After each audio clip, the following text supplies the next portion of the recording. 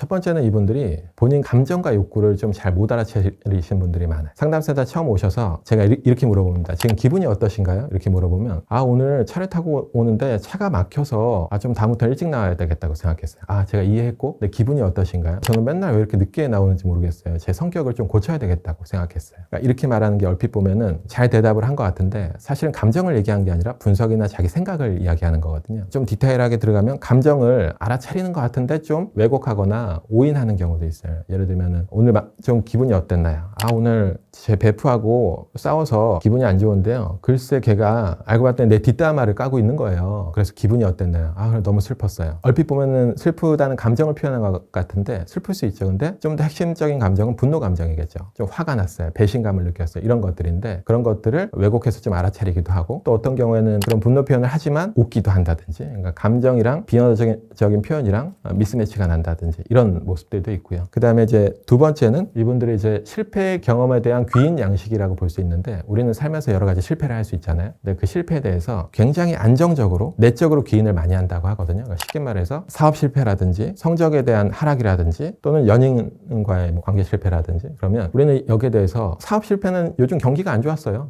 또는 연인이랑 헤어진 거는 내 연인이 상대가 너무 좀 성격이 안 좋고 또는 이제 변덕스러웠다 이렇게 얘기해 볼 수도 있는데 내적 기인을 한다는 건 어떤 거냐면 그런 식으로 이제 하는 게 아니라 이거는 내가 뭔가 성격적인 문제가 있어 또는 나는 외모가 별로야 나는 능력에 문제가 있어 이런 식으로 이제 내적 기인을 하다 보면은 자존감이 이제 뚝뚝 떨어질 수밖에 없겠죠. 그리고 안정적으로 기인을 한다는 거는 예를 들어서 일시적인 일이라고 하면 그거 언제든지 바뀌는 거잖아요. 경기도 바뀌고 여자친구도 바뀌고 남자친구도 바뀔 수 있는데 내적인 능력이나 타고난 외모라고 하면 그건 잘 바뀌지 않는 거잖아요. 그러니까 굉장히 안정적으로 그런 원인들을 찾기 때문에 이런 분들이 굉장히 자존감이 낮고 신경증적인 우울이라든지 기본적으로 우울할 수밖에 없겠죠. 이런 것들이 있어요. 그 다음에 세 번째는 아까 말씀드린 욕구에 대한 건데 보통 이렇게 얘기하세요. 그러니까 A인가요? B인가요? 이렇게 물어보면은 A 같기도 하고 B 같기도 해요.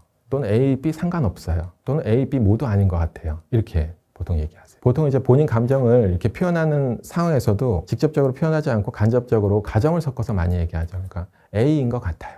B인 것 같아요. 배가 고픈 것 같아요. 이렇게 보통 얘기를 하세요. 자존감이 낮으신 분들이 이런 식으로 자기 욕구와 감정을 잘 못 알아채리기 때문에 보통 이제 유튜브나 이런 데 보면 누가 본인 자존감을 건드리거나 선 넘는 행동을 하면 따끔하게 얘기를 하거나 그 자리에서 즉각적으로 자기 주장을 해야 된다고 하잖아요. 근데 대부분 아시는데 안 되는 이유가 먼저 1차적으로 자기 감정과 욕구를 잘 접촉 못하기 때문에 이 부분이 이제 자존감 낮으신 분들의 주요한 특징 중에 하나고 지나치게 예민하다? 약간은 피해의식적인 사고가 있는 분들이 있어요. 그러니까 사소한 거에도 굉장히 민감하게 반응한다는 거죠. 예를 들어서 피디님하고 저하고 막 얘기를 하다가 갑자기 피디님이 죄송합니다 전화 좀 받을게요. 그러면 우리는 그냥 넘어가잖아요. 그럴 수 있잖아요. 또는 살짝 기분 나쁘고 많은데 여기에 대해서 이렇게 생각하는 거예요.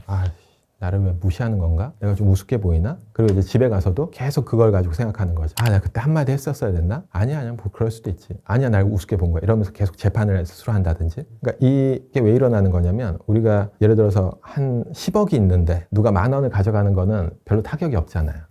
근데 내가 한 10만 원인데 10,000원을 가져간다고 느끼면 이건 굉장히 큰 타격이 있고 존재가 막 흔들리잖아요. 그런 것처럼 마음의 에너지나 힘이나 이런 것들이 너무 없기 때문에 보호막이 없기 때문에 누가 조금이라도 그렇게 스크래치 내는 느낌이 들면 이제 견디지 못하고 마음이 막 존재가 흔들릴 정도로 변동이 있는 분들 그런 분들이 이제 좀 자존감이 낮은 분들이라고 보시면 돼요. 이게 이제 회피 성향으로 갈 수도 있고 또는 이제 이게 과잉 반응으로 갈 수도 있거든요. 그러니까 예를 들어서 그런 자존감 낮은 상태에서 거기에 굴복하게 되면은 매사가 굉장히 눈치 보고 위축되고 또는 이제 그게 힘들면 대인관계를 완전히 회피하면서 심한 경우에는 은둔형 외톨이로 가기도 하고 또는 반대로 이걸 과잉 보상하면서 이거를 이제 감추거나 이런 것들을 보상하려고 하면 오히려 내가 이제 자존감 낮은 사람들을 공격하거나 또는 이제 약간은 통제 욕구가 있거나 요즘 많이 핫한 나르시시스트라고 하잖아요.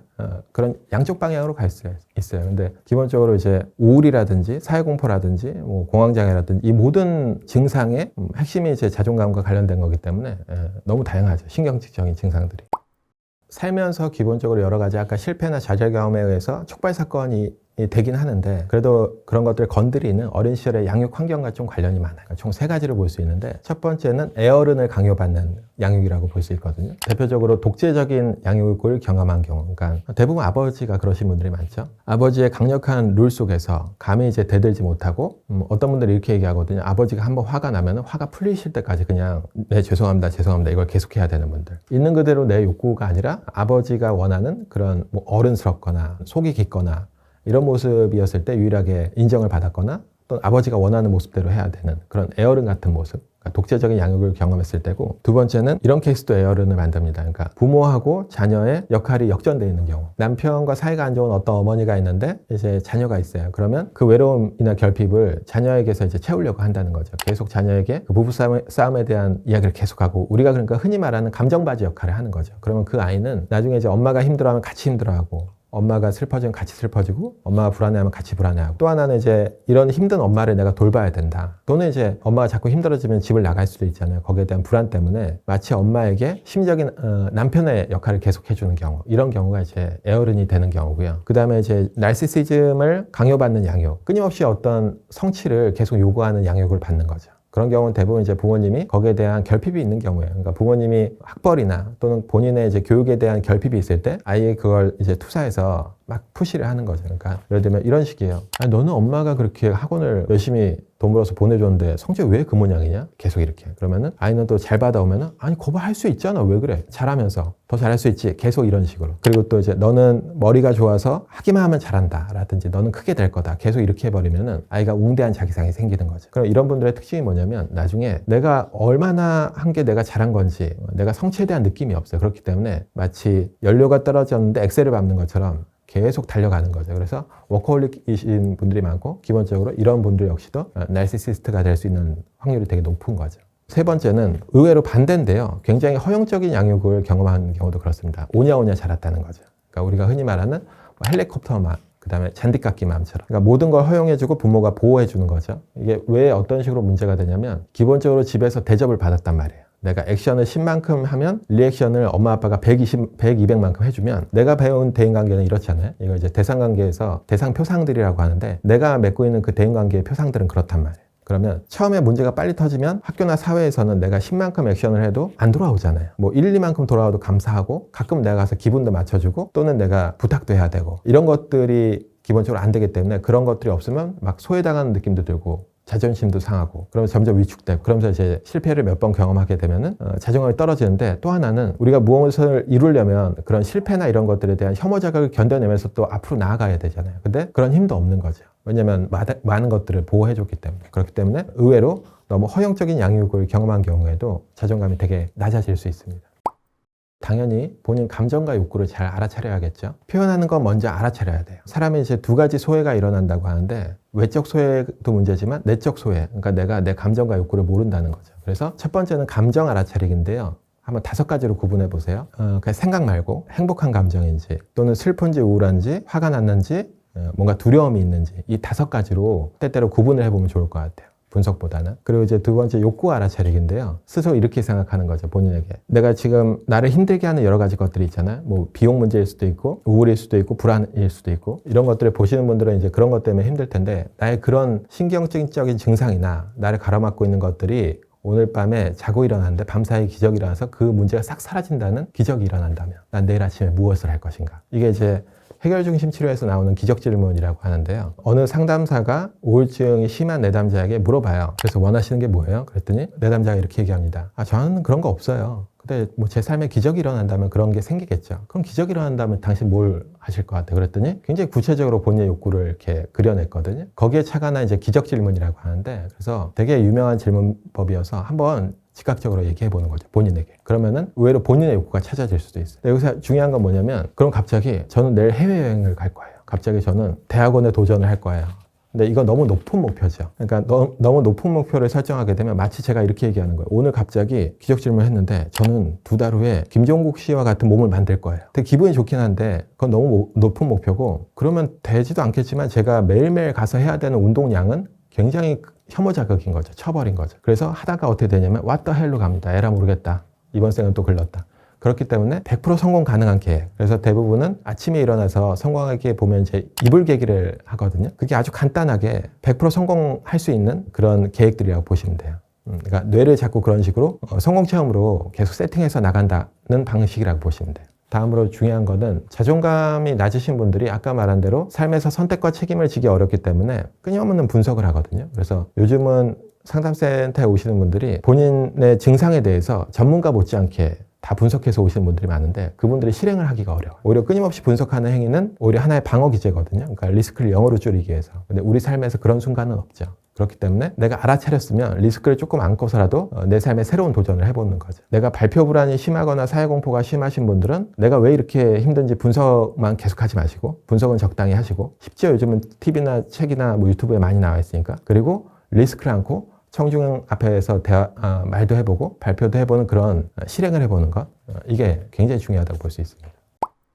네, 그러니까 앞서 말씀드린 대로 당연히 본인 감정과 욕구를 잘 알아차릴 수 있는 분들이겠죠. 그리고 두 번째는 이제 본인 삶에 있어서 선택과 책임을 질 수 있는 건데요. 우리가 내 감정과 욕구를 다 표현하려면 결국엔 내가 어떤 선택들을 해야 되잖아요. 예를 들면은 그 결과가 항상 좋을 수는 없으니까 우리는 어떤 선택을 하기 위해서 책임에 대한 불안이 항상 따르거든요. 왜냐하면 우리가 어떤 선택을 하든지 그건 불확실하잖아요.